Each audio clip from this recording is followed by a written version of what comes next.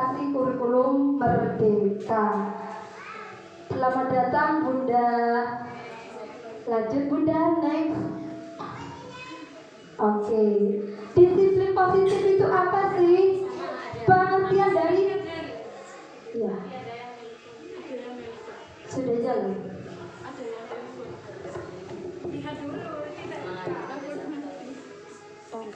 Sudah jalan. Disiplin itu apa sih Bu? Disiplin itu kita kan taat pada peraturan, kita harus mengetahui peraturan itu apa. Kalau disiplin di sini adalah suatu yang dilakukan seseorang pada orang lain untuk mendapatkan kepatuhan. Kita cenderung menghubungkan kata disiplin dengan ketidaknyamanan. Biasanya para bunda datang harus jam 7. Itu kalau kita tidak mulai dari kebiasaan, pasti kita itu akan mendapatkan kok datangnya harus jam 7 ya, kok harus jam 7, akan ada ketidaknyamanan. Akan tetapi kalau ini disiplin sudah dilakukan setiap hari dan terus menerus, itu tidak terasa, ketidaknyamanan akan berubah menjadi nyaman. Nah, sebagai pendidik, menciptakan anak-anak memiliki disiplin diri sehingga berperilaku dengan mengacu pada nilai-nilai kebajikan universal dan memiliki motivasi intrinsik bukan ekstrinsik. Nah, intinya disiplin itu berawal dari diri sendiri. Motivasi itu harus ada pada diri kita sendiri, bukan dari luar. Itu yang tugasnya sebagai guru, bagaimana caranya disiplin anak itu muncul pada diri anak, bukan dari guru, bukan dari orang tua. Kita harus menggarisbawahi bahwasanya motivasi intrinsik. Next Bunda. Nah, 5 kebutuhan dasar manusia. Yang pertama, kita kebutuhannya hidup. Kita butuh tidak hidup Bunda? Butuh apa? Butuh makan, butuh uang, butuh minum, butuh apa lagi Bunda? Butuh uang, iya. Butuh kehidupan. Kita mesti punya kebutuhan itu. Kalau kita sudah tidak punya kebutuhan hidup, berarti kita sudah tidak ada mau hidup. Sudah tidak ada rasa mau hidup, itu gak ada. Terus diem bengong aja di rumah. Yang kedua yaitu kasih sayang dan rasa diterima. Masa kita tidak punya kebutuhan kasih sayang? Oh, paling penting, apalagi sama suami. Kalau tidak ada kasih sayang dari suami, kita stres, tambah sayang, rasa diterima. Di organisasi pun kita juga butuh kasih sayang. Kasih sayang dari siapa? Dari para anggota. Meskipun jadi kepala sekolah, jadi guru, kalau kita tidak diterima, tidak disayang oleh anak buahnya, kita merasa tidak nyaman. Apa sih jabatannya itu? Kita tidak butuh jabatan. Yang kita butuhkan adalah kasih sayang dan bayaran. Iya, kalau nggak ada bayaran enggak. Nah, kalau bayaran itu masuk ke poin 1 Bunda. Lanjut, kita butuh penguasaan. Nah, semua orang hidup kita butuh penguasaan. Contohnya guru. Kita punya murid 16. Kalau kita tidak punya jiwa penguasaan, apakah iya kita bisa diterima oleh anak kita? Gak bisa. Kita harus bisa menguasai anak. Kalau guru sudah tidak bisa menguasai anak, ya udah gak bisa jadi guru wes. Karena tidak diterima sama anak. Bagaimana cara kita menguasai anak? Bagaimana cara kita bagaimana cara kita bisa melengkapi atau bisa dengan keanekaragaman anak itu kita bisa mengarahkan anak-anak semuanya kebutuhannya. Jadi kalau kita mengajar itu kita menyediakan. Kalau di SD cuma 1, biasanya sekarang kita kegiatan seni. Sudah, kita belajar seni, semuanya klasikal seni. Kalau TK tidak. Nah, seharusnya kegiatan kurikulum kita itu kita menyiapkan kegiatan 4 atau 5. Itu yang dinamakan dengan pembelajaran yang saat ini yang berpusat pada anak. Jadi anak itu jangan dituntut. Kita kan terbiasa, anak itu dituntut, anak ini harus bisa baca, anak ini harus bisa menulis, anak ini harus bisa mewarnai, padahal bakatnya bukan di situ. Nah, kita sebagai guru tidak boleh seperti itu. Kita harus menuntun kodratnya anak, karena anak mempunyai kodrat masing-masing. Makanya kita menyediakan kegiatan. Di kegiatan ini melingkupi semua keragaman anak. Jadi anak nanti kita waktu ngajar, Bunda punya kegiatan 5. Yang pertama kegiatan mewarnai, yang kedua menarik garis, yang ketiga apa? Anak itu diminta untuk memilih. Kamu harus di sini mewarnai, kamu harus menulis. Enggak boleh kayak gitu sebagai guru. Biar anak memilih sendiri. Ketika anak memilih sendiri, dia bertanggung jawab untuk menyelesaikan tugasnya. Sekarang kita kan nggak kayak gitu. Sekarang seni, ayo deh kasih majalah mewarnai. Sekarang kita berhitung, kasih berhitung. Klasikal, semua kelas 16 anak itu mewarnai semuanya. Itu yang tidak boleh. Kita tidak boleh menuntut, tapi menuntut. Yang keempat adalah kesenangan. Nah, karena anak-anak itu mempunyai kesenangan masing-masing, beda-beda. Saya senang mewarnai, Bunda. Kita arahkan sudah, kita siapkan kegiatan mewarnai. Kita sukanya menarik garis, menulis. Kita siapkan itu semuanya. Nah, jadi guru memang capek. Saya pun juga capek. Apalagi ikut ini juga tambah capek. Nah, tapi itu merupakan totalitas kita sebagai guru. Nanti gantian yang ikut guru penggerak. Semuanya harus daftar karena si PKB-nya sudah dibuka. Lanjut yaitu kebebasan. Nah, ketika kita sudah mempunyai kesenangan, anak itu akan bebas berekspresi. Saya sukanya mewarnai, kita bebas. Mewarnainya itu bebas. Jangan diarahkan lagi. Warnai, ambil krayon merah semuanya. Ambil krayon kuning semuanya. Itu nggak boleh. Biar anak tidak mempunyai kebebasan kalau kayak gitu. Masih guru menuntut. Jadi kita itu menuntun, bukan menuntut. Itu harus kita garis bawahi. Itu kita selesai di modul 1.1 yaitu filosofi KHD. Lanjut Bunda, next. Nah, ini adalah motivasi. Motivasi itu apa sih Bu? Pasti tahu. Dorongan, stimulus pada diri seseorang secara sadar ataupun tidak sadar untuk melakukan tindakan dengan tujuan tertentu. Kita punya tujuannya.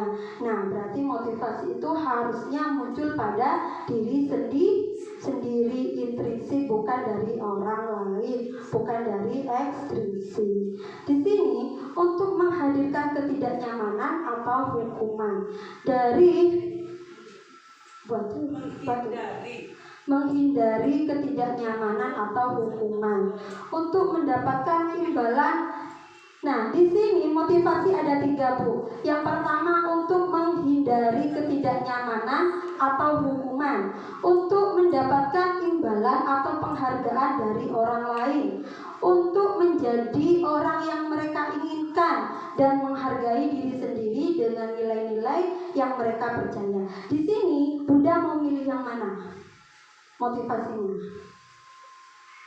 1, 2, apa 3?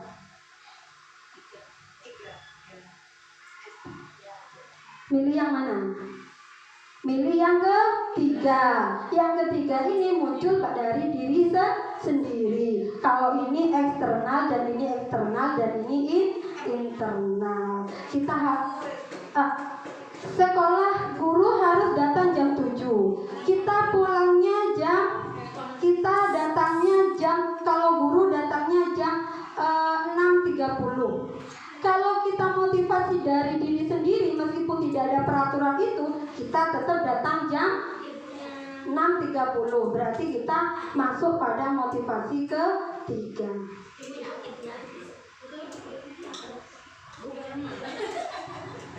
Ya, lanjut next Bunda.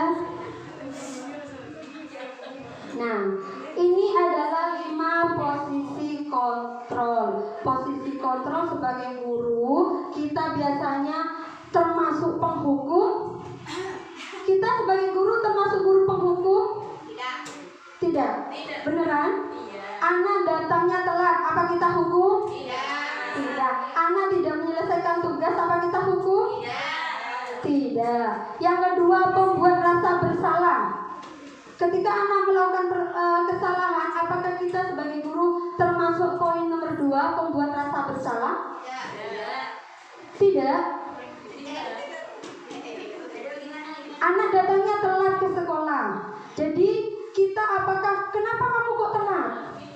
Iya bunda, karena ibunya masih mandi. Apakah kayak gitu kita? Pembuat rasa bersalah? Tidak. Apa kita sebagai teman? Kita menjadi teman bagi anak kita? Tidak. Iya.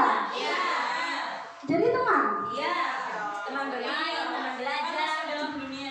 Oh gitu ya. Apa kita sebagai pemantau? Jadi pemantau apa kita sebagai manajer? Dari kelima ini kalau kalian suruh milih yang mana? Tiga. Milih yang nomor 3. Kalau saya milih nomor 5.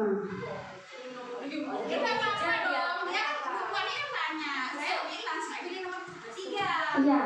Kalau guru TK mayoritas memilihnya nomor 3 karena anak itu bagaikan teman bagi saya. Ketika kita menjadi teman bagi anak itu merasa terbuka. Anak merasa nyaman dengan kita karena kita itu jadi teman. Akan tetapi sebagai guru kita harus memposisikan diri sebagai manajer. Di sini yang sampai kelima ini, posisi yang kelima ini yang paling penting, yaitu kita sebagai manajer, bukan sebagai teman. Kalau guru TK mayoritas awalnya saya memang pilih teman, karena kalau teman kita merasa diterima oleh anak.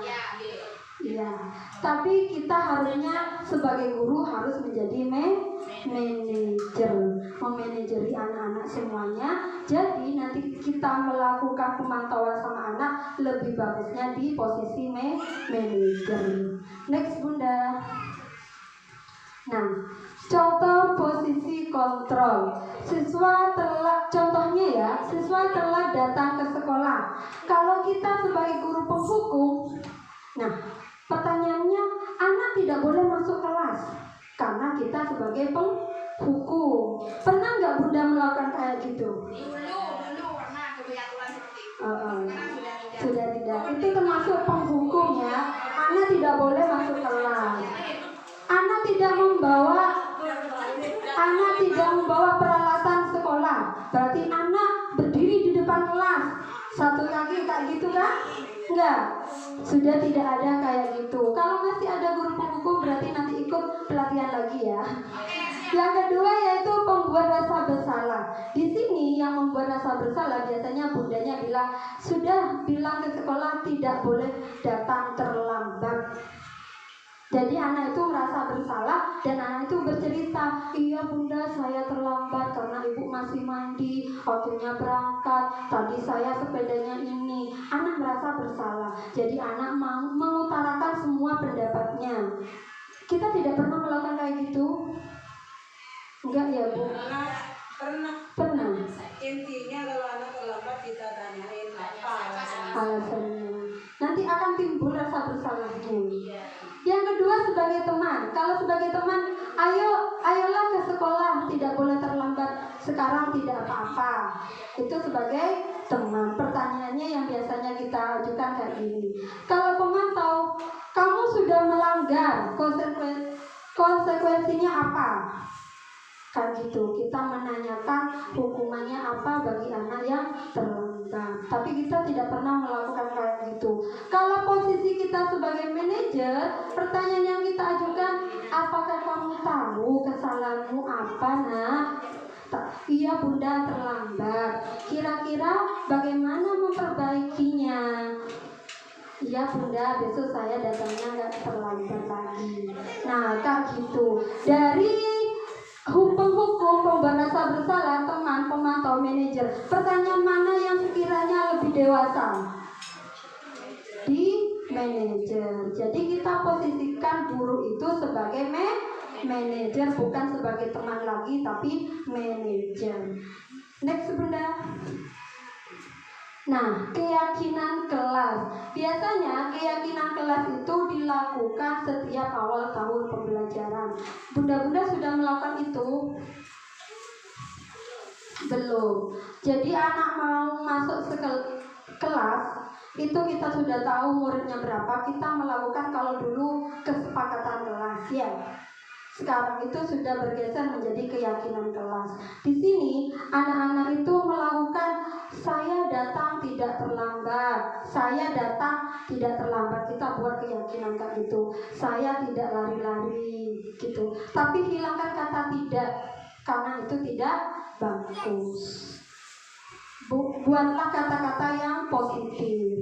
Nah, di sini mengapa keyakinan kelas bukan peraturan kelas? Di sini mengapa kita memiliki peraturan memakai masker?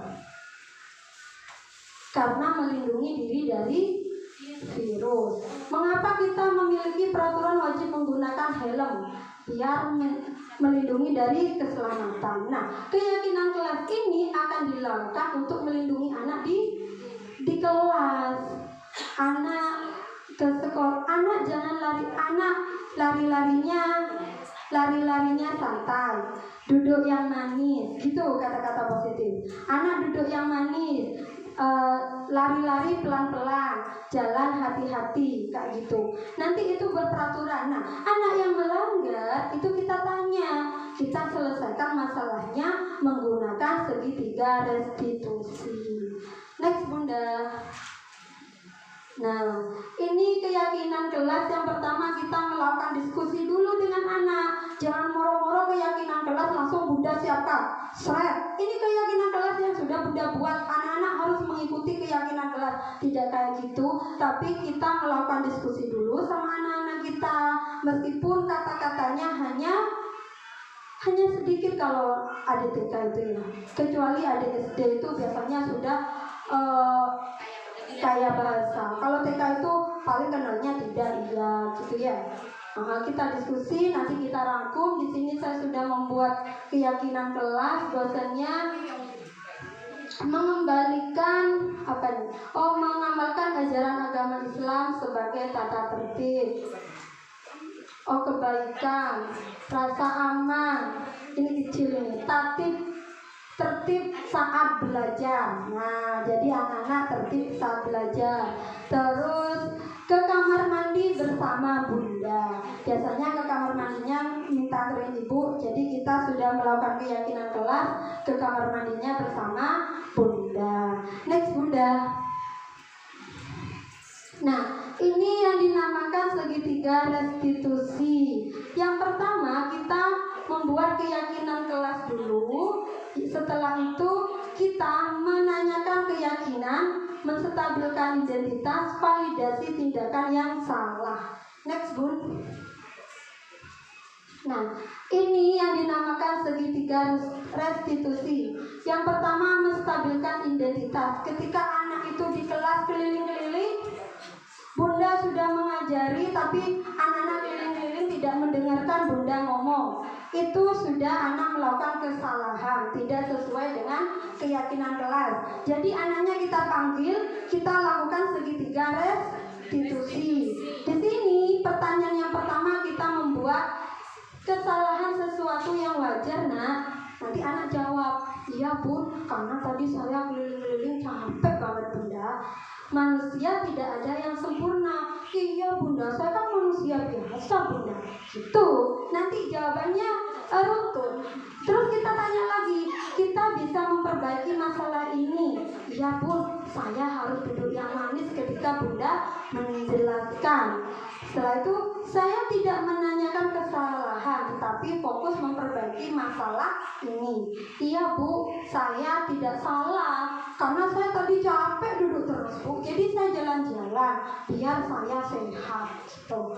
Apakah saat ini kamu tengah menjadi orang yang baik untuk dirimu sendiri? Iya Bunda, saya baik. Kalau nggak baik saya kan ganggu teman waktu di kelas. Makanya biar saya nggak ganggu, saya keliling-keliling Bu. Nah, kayak gitu. Pertanyaannya runtut. Anak akan menjawab. Next Bunda. Setelah itu validasi tindakan yang salah. Ajukan pertanyaan, kamu bisa saja bertindak lebih gegabah lagi. Dari ini kamu bukan melakukan tanpa sesuatu alasan tertentu. Kita tanya alasannya pada anak. Anak kan punya alasan. Biasanya kita langsung ngejudge, oh ini kocek nakalnya sih. Biasanya kayak gitu kan. Nah, sebagai guru kita harus pakai segitiga restitusi. Kita melakukan gegabah bagi dari ini kamu bukan melakukan tanpa sesuatu alasan tertentu. Iya bunda, saya punya alasan. Tadi itu saya capek bunda, akhirnya saya keliling-keliling. Nah, alasannya anak sudah masuk akal. Kamu melakukan karena mempertahankan sesuatu yang penting bagimu. Iya bunda, makanya saya keliling-keliling biar saya tidak ganggu teman. Karena saya capek bunda duduk terus. Mungkin kamu bisa memperbaiki perilaku baru yang lebih efektif. Bersedia kamu mempelajarinya? Ya bunda, saya bersedia melakukan sesuatu yang baru. Apa bunda sesuatu yang baru? Nah, bunda punya mainan. Kamu mau ya? Kalau capek kamu tidak mau dengerin bunda, kamu main ini ya. Oh iya bunda, gitu. Nanti anak-anak akan terarah. Lanjut bun. Segitiga restitusi yang ketiga yaitu menanyakan keyakinan. Ajukan pertanyaan, sebagai keluarga kelas, apa yang bisa kita yakini? Apa yang sebagai kita yakini? Saya harus mematuhi tata tertib atau keyakinan kelas beda. Oh iya, nilai-nilai apa yang telah kita sepakati? Apa biasanya kalau anak-anak yang keliling? Belajar yang tertib. Belajar yang tertib, taat peraturan. Seperti apa gambaran sebuah kelas yang ideal bagi kamu? Anak yang tertib bunda, duduk manis mendengarkan bunda ngomong berbicara. Kamu ingin menjadi orang seperti apa? Aku pengennya menjadi anak hebat bunda, anak yang tertib dengan aturan. Nah, dari sini kita akan menemukan permasalahan anak. Jadi kita tidak langsung menghukum anak, tapi kita menanyakan kesalahan anak. Jadi melalui dari segitiga restitusi. Nah, jadi nanti untuk kedepannya kalau anak melakukan kesalahan, kita harus analisis dengan segitiga restitusi. Ajukan 3 pertanyaan. Next bunda. Terima kasih, salam bahagia. Sekarang bunda-bunda mungkin ada yang mau ditanya terkait dengan budaya positif. Terlebih kalau di TK itu agak sulit, kecuali di SD, SMP, SMK itu lebih mudah karena anaknya sudah kaya bahasa, sudah mateng. Kalau TK kemarin saya melakukan segitiga restitusi, jawabannya hanya iya, tidak, capek, tidak tahu, kayak gitu. Iya, jadi kita kesulitan. Nah, tapi kita ngomong terus. Tapi kalau kita sudah terbiasa, anak-anak itu muncul, jawabannya itu muncul. Iya bunda, saya tadi bunda Lelis ngomong tok, saya capek bunda. Jadi saya keliling-keliling kayak gitu. Padahal ngomongnya bunda Lelis ini menerapkan kegiatan belajar. Ada lagi yang satunya sering nangis di kelas. Kita melakukan segitiga restitusi. Kemarin saya melakukan pada Ananda Hani. Sedikit-sedikit nangis, tidak ada apa-apa nangis. Saya melakukan segitiga restitusi. Jawabannya Hani simple dan runtut ya. Pertanyaan yang tadi itu 3 pertanyaan saya melakukan sama Hani jawabannya iya bunda maaf. Kenapa sih Hani kok nangis di kelas? Karena Hani tidak mempunyai teman. Nah, kita sudah mengetahui, oh anak ini melakukan kesalahan di kelas sering nangis karena dia merasa tidak punya teman. Kita mengetahui, jangan langsung kok nangis tok sedek, capek bunda ini, ayo ke ibu nangis tok ini. Nah, ketika kita melakukan segitiga restitusi, kita mengetahui alasan apa anak itu punya alasan apa, kita bisa mengetahui. Makanya kita analisis dulu. Siap untuk menganalisis bunda? Siap. Ya, mungkin ada yang mau ditanyain terkait dengan budaya positif? Terkait dengan keberagaman dan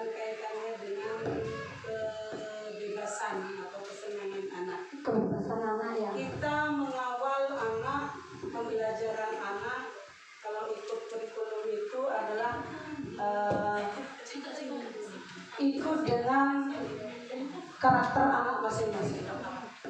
Ada karakter anak dengan keberagamannya yang suka mewarnai seperti yang dijelaskan tadi, ada yang suka menulis.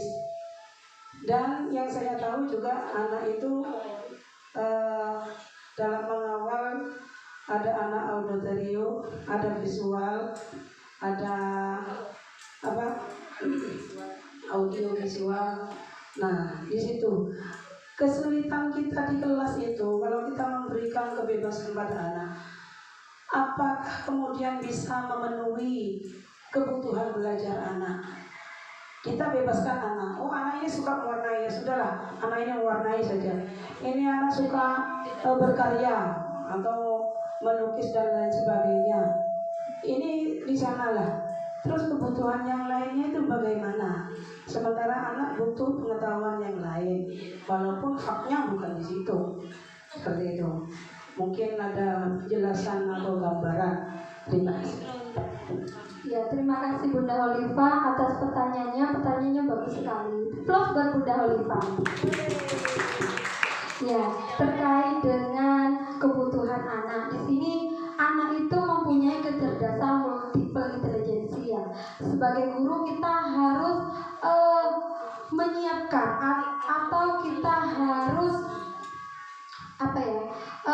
memberi semua mewadahi ya budaya, mewadahi semua kecerdasan anak. Di sini kita sebagai guru untuk kecerdasan ini, nah makanya kita ini modul 2.1 Bunda sudah melompat modul ya. Ini modul 2.1 terkait dengan pembelajaran dispersasi. Nah, di sini sebagai guru RPPH-nya ya, penilai RPPH-nya atau kita kenal RPPH ya, bukan RPP. Kita harus mengandung 3 konsep. Yang pertama konten, proses, dan produk. Nah, jadi kegiatan proses itu kalau yang konten itu adalah materi. Materi itu kita menyiapkan sesuai dengan kebutuhan anak. Anak ini butuhnya apa? Kita kan sudah tahu bahwasannya satu kelas ini kita tahu kecerdasannya masing-masing. Nah, itu kita siapkan di RPPH-nya, di kegiatan kontennya. Kontennya itu materi. Materinya kita tidak hanya selesai di majalah, kita bisa cari di web.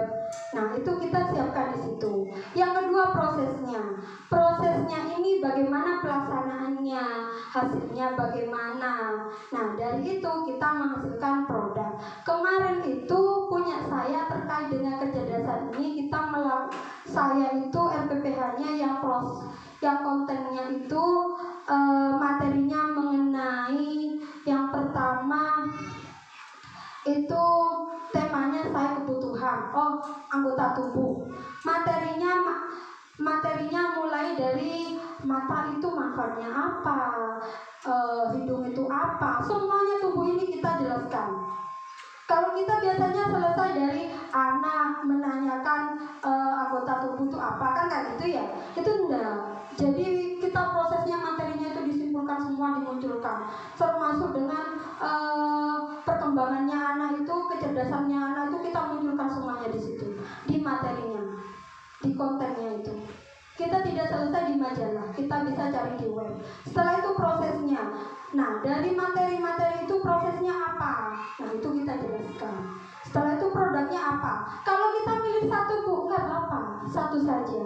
Karena kalau kita melakukan 3 sekaligus, kita merasa capek, apalagi guru TK dengan menyediakan 4 kegiatan belajar. 4 kegiatan belajar ini tanpa tersadari kita sudah memasukkan 3 konsep ini. Sebenarnya kita sudah masukin 3 konsep, mulai konten, proses, sama produk. Nah, kita sebagai guru memang capek Bu. Kalau kita melakukan semua anak ini kita wadahi, kecerdasan di bahasa kita wadahi. Makanya kita itu sediakan 4 kegiatan. 4 kegiatan. Kalau bahasa ini kecerdasan bahasa sama kecerdasan apa yang lebih mendekati itu dikumpulkan. Yang matematika lebih kita menghitung balok, warna, itu kan sudah berapa kecerdasan, ya kan ya. Nah, di situ. Nah, itu kita selesaikan di RPPH,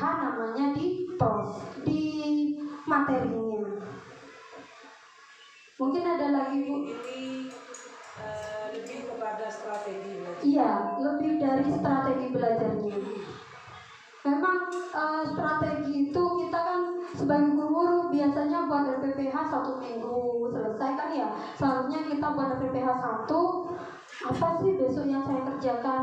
Nah, sehari ini kita harus buat, besok kita kasihkan. Habis itu kita evaluasi, apa sih tadi strategi saya yang kurang gitu.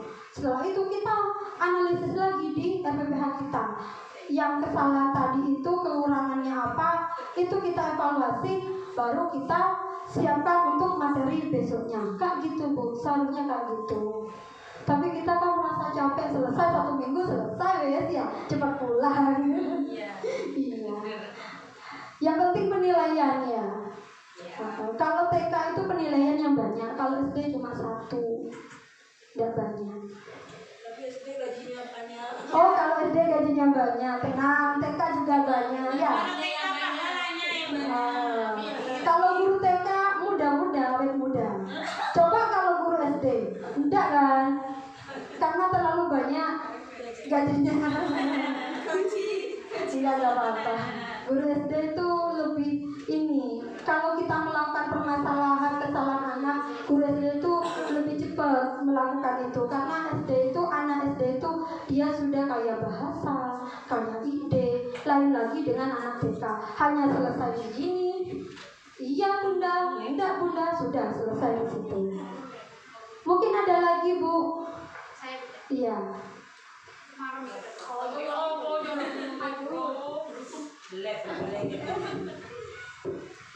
Terima kasih Bunda Ani.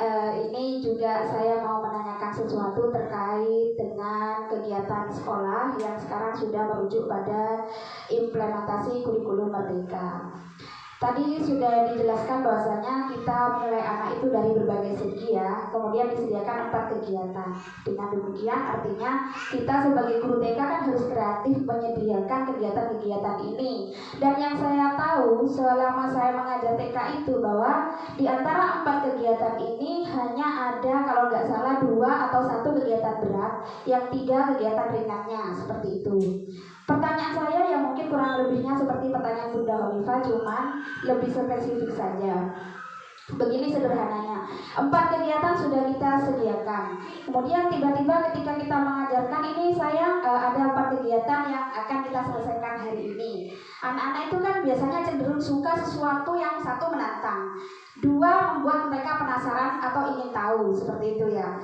Kemudian mereka kan ketika kita menjelaskan, kalau menurut saya ya, dia datang ke kita, apa bunda yang mana? Kalau saya menyediakan misalkan ini klasifikasikan bentuk-bentuk geometri segitiga dengan segitiga, segi 4 dengan segi 4, atau lingkaran dengan lingkaran. Mereka numpuk di situ. Nanti kita menyediakan ini, mereka numpuk ke sini. Setelah itu kita sudah kasih tahu pengarahan.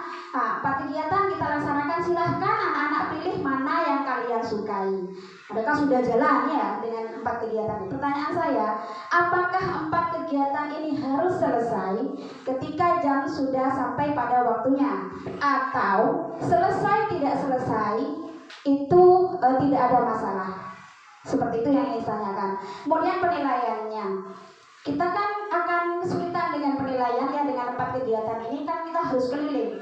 Oh ini anak yang berkembang, dia sudah tahu mengklasifikasikan segitiga ke wadah segitiga. Misalkan kita menyediakan segi 4 ke segi 4. Mungkin di sini ada 10 anak atau bisa jadi 15 anak di sini. Itu kan kita akan kesulitan buatnya. Nah bagaimana mengatasi kesulitan yang saya jelaskan tadi? Cuma 2 pertanyaannya. 1, apakah 4 kegiatan ini harus selesai? 2, penilaian ini seperti apa? Berarti kan kita harus on time di sini. Yang di sana sudah belum ternilai, kita masih di sini ngamati yang klasifikasi ya satu-satu. Kadang-kadang sudah lupa Bu, mana tadi ya yang benar? Kan gitu.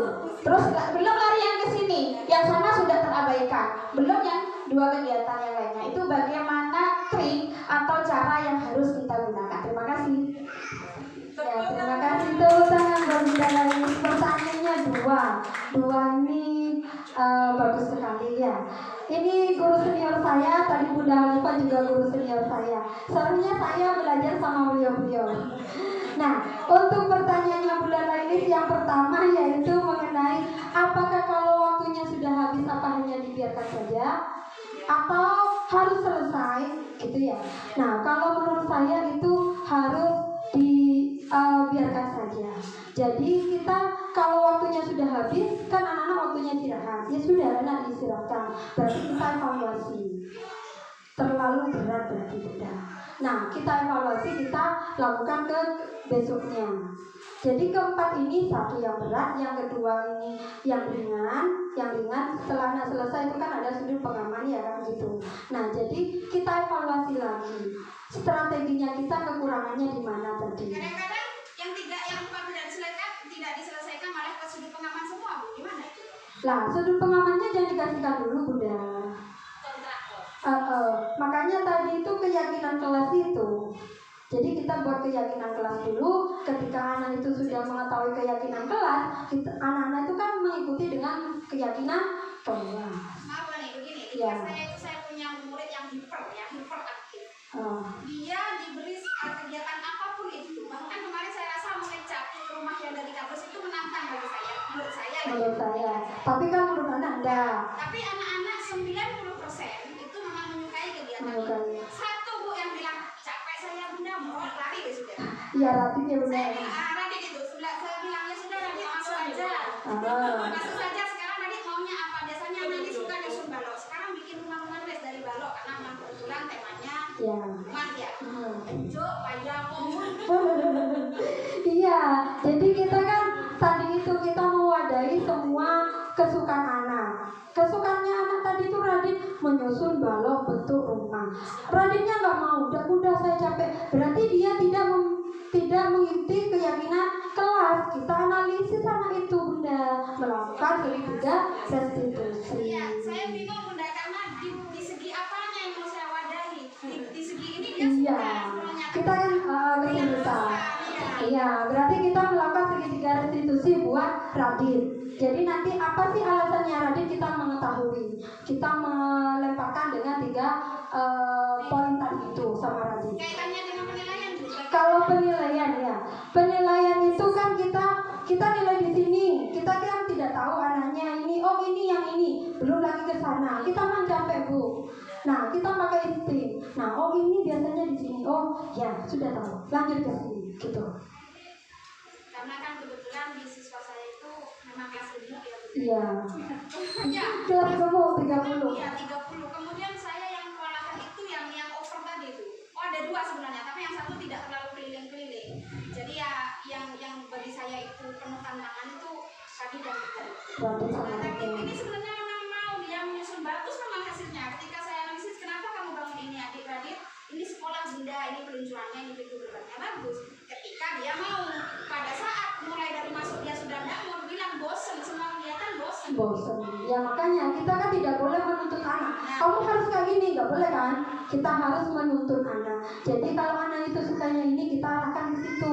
Kalau kita matematika, ayo nak kita hitung balonnya berapa, kayak gitu ya. Kalau kita tidak selesai berarti kita melakukan segitiga restitusi bagi anak yang tidak taat pada keyakinan kelas itu. Untuk penilaian sebagai guru kita kan sudah tahu anak-anak ini perkembangannya di mana, kita tahu. Ya kita keliling dari 3 aspek, 3 kegiatan itu kita keliling dengan ke anak-anak. Kalau kelasnya Bunda Lailis ini memang banyak 30 lebih. Pasti kecapean, ya pasti kecapean untuk melakukan itu. Makanya kelas itu harusnya 15, 16 tuh nggak boleh. 15 ya, 10, 15 itu yang kondusif. Kalau sampai 30 itu tidak kondusif. Itu kelemahannya Bunda Lailis karena kelasnya terlalu banyak. Tuh. Mungkin ada lagi Bu. Saya diet murid habis ini ya Bu. Oh ya, nanti kita lagi ya. Bunda ada pertanyaan? Oke, sudah. Saya akhiri. Terima kasih. Semoga materi yang saya sampaikan bisa menjadi wawasan baru untuk mengembangkan kegiatan belajar di sekolah dan bisa guru-guru melakukan segitiga restitusi. Saya kembalikan kepada moderator. Baik, terima kasih disampaikan kepada pemateri kita.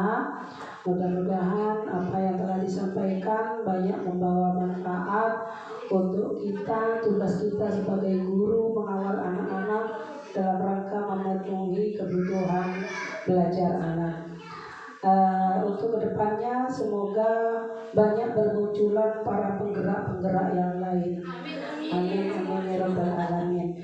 Baik, untuk acara hari ini sampai di sini dulu. Kita akhiri dengan pembacaan hamdalah bersama-sama.